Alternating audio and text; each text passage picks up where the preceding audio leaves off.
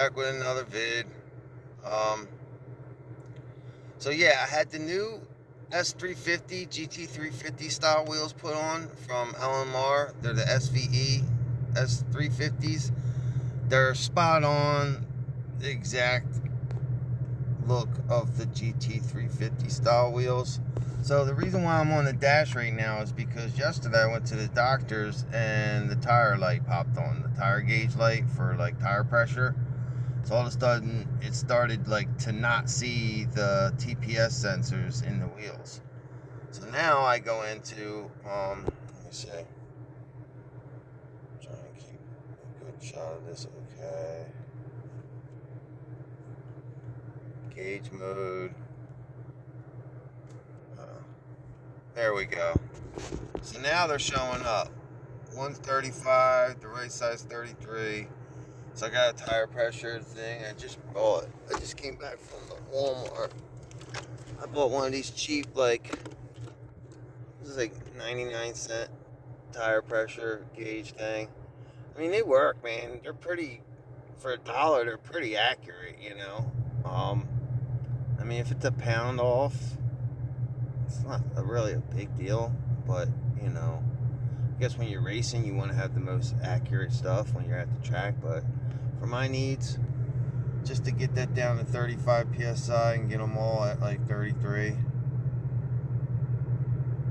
But I'm just glad it's working. They were supposed to be like, the point is they were supposed to be self-learning. It appears that they are self-learning. What do you call it? TPMS sensors. And they ended up learning. They were right. I gave it a few days. When I first put them on, I didn't get any kind of tire light, and it, like I said, I drove around for a couple of days, everything was fine, and then all of a sudden yesterday it popped on, and yeah, it was on all day. I couldn't get it to go off. Now it's off. It sits right there at around 2,000 RPM is where the gauge check, you know, the tire pressure light comes on. So half the time you don't even notice that it's on because you're cruising at 2,000 RPM. So the gauge is like right over top of it, blocking it. So I didn't even notice that it popped on until, you know, it was already, you know, already on. But yeah. Yeah, though. It's wheels and tires, man. They make a huge difference. Try it yourself, you'll see. Anybody who's done it knows. I'm glad I did it too. And I'm glad I got them spacers off of there too. It just felt weird. Didn't feel safe. Whenever I would go to like want to, you know, nail the car and stuff, I just always had that in the back of my mind that it was on wheel spacers, and it just bothered me. So anyway, I'm glad I got these, man. These look so freaking nice. People are gonna say, oh, it's not that much different from the stock wheels and tires when you look at it from a distance, but I'm not looking at it from a distance. I'm up on it all the time. So, and I love it.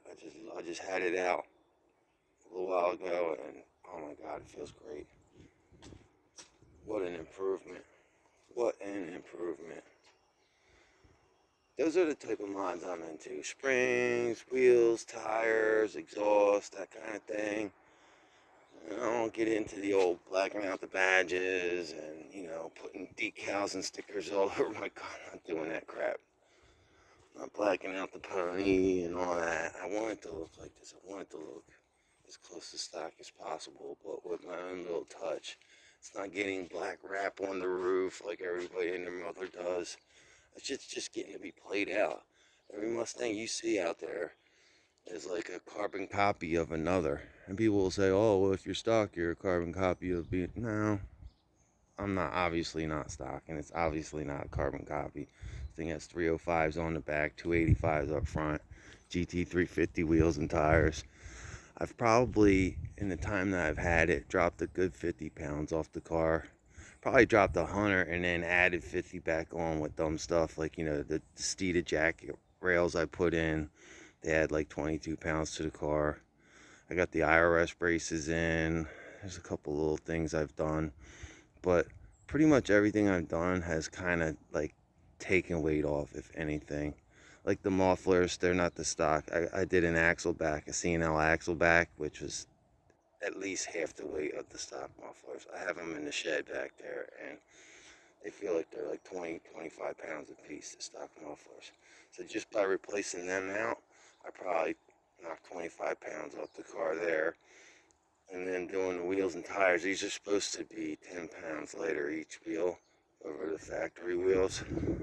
I don't know how much I believe that, because I've had them both in my hands. I've had these in my hands, and I've had the factory wheels in my hands. Factory wheels probably are maybe 5, 6 pounds heavier, but they're not 10 pounds heavier. They pretty much feel about the same. I mean, you're really not going to notice unless you break out a scale anyway, but, you know, every 25, 50 pounds you can get off the car matters.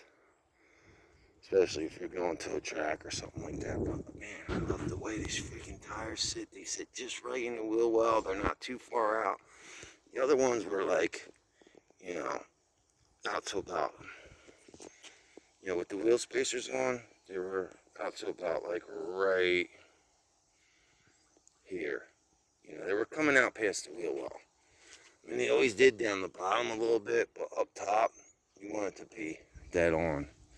And the fronts they're like dead on even now. Maybe a tiny bit sunk in, but nowhere near like the factory look.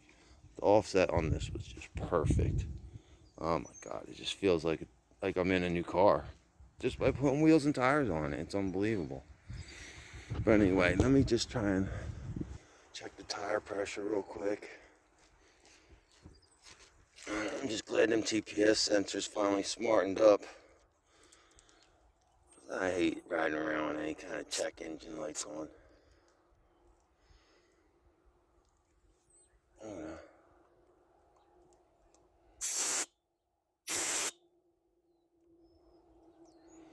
That should do it. I'm not going to take too much off of there. It's cold as hell out here too right now, so I'm not trying to be out here messing with this right now, but I took it to the car wash yesterday, cleaned it up a little bit, got some of the grime and gook off of it. It's basically sat all winter, except for like maybe 4 or 5 times I took it out where there was decent days.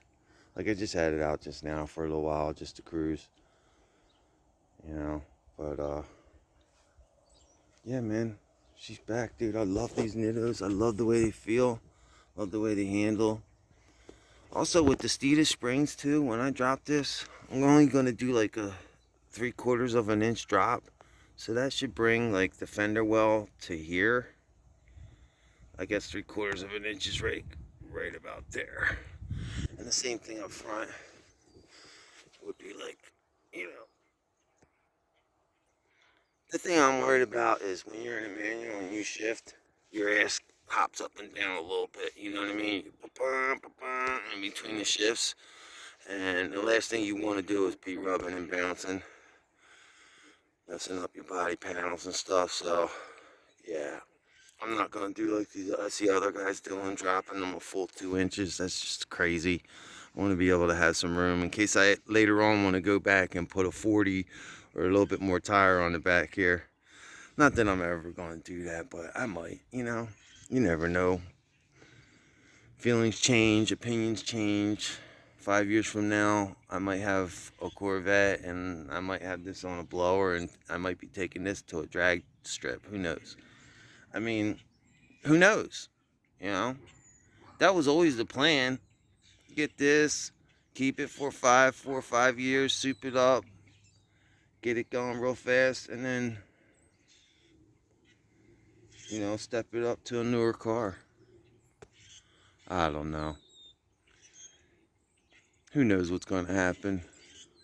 This new freaking administration that's in. I mean, every other executive order, some type of illegal order.